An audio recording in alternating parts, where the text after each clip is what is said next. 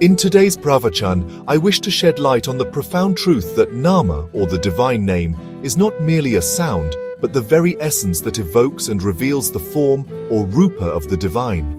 While scriptural knowledge, rituals and yogic techniques each have their place in sadhana, it is Nama Bhakti, the heartfelt chanting of God's name, that grants intimate communion with the Lord's form. I must emphasize this powerfully. The name is eternal, while the form may dissolve into the cosmos. Yet through the name, the form becomes alive once more. To bring this teaching to life, let us reflect on a poignant episode from the life of Shri Peyazhwar, the third of the 12 Alvars, whose divine vision through the lens of Nama Bhakti is a guiding light even today. Nama alone can identify the form of God. Devotion for God is definitely superior to the dry as dust, infertile, pedantic knowledge of God acquired through book study. For devotion means love of the highest, purest order. Devotion indeed is the end, while karma, jnana, and yoga are the three different approaches. In the karma approach, the mind pays attention to meticulous performance of procedures, and the sadhaka becomes rigidly orthodox, with scant regard to the essence, namely, God. The advocate of yoga has to try to control the mind and its tendencies. This produces a vacancy of mind which may be devoid of love for God. In the approach through knowledge, the emphasis is on the consideration of the subtle distinction between the spiritual and the non-spiritual. Such consideration calls for a keenly intellectual approach which may be beyond the scope of many persons. Besides Maya, the enveloping ignorance is so potent a force that there is no knowing when a person may unwarily be misled and become a prey to pride, because he is most likely to be entrenched in his set of opinions and convictions. The person versed in the Shastras conceives creation as the activity of Maya, that is, as unsubstantial. Since the elemental reality is all-pervading, and since creation is part of that reality, argues the devotee, creation is but the sportive activity of the elemental reality. Therefore he sees it as an expression of its prowess, its personality, its irrepressible, ebullient bliss. Creation is basically identical with what it is created from.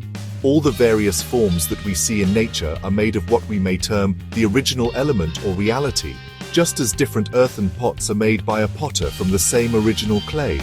We identify them by different names according to their sizes and shapes, such as cups, saucers, jugs, and pitchers.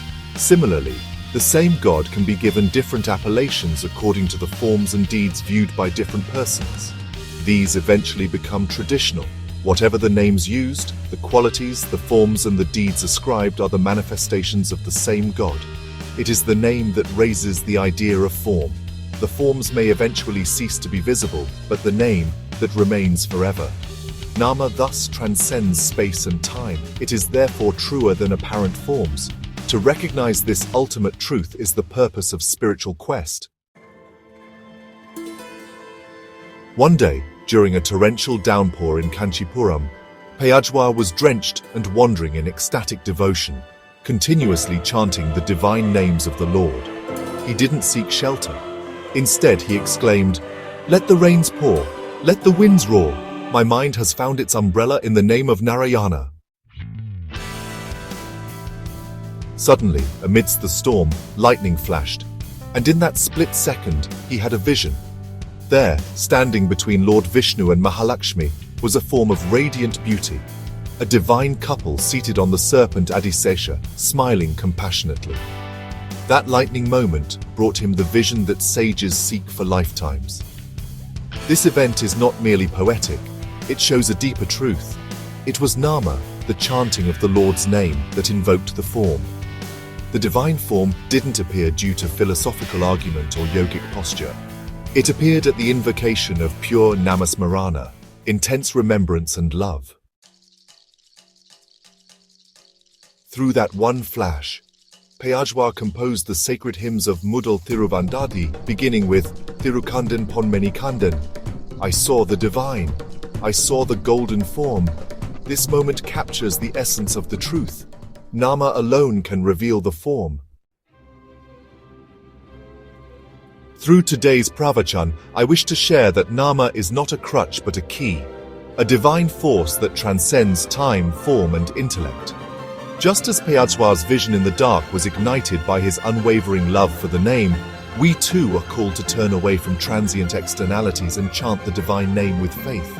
Let us strive not merely to know about God but to feel, see, and live Him through His name which forever lives within us.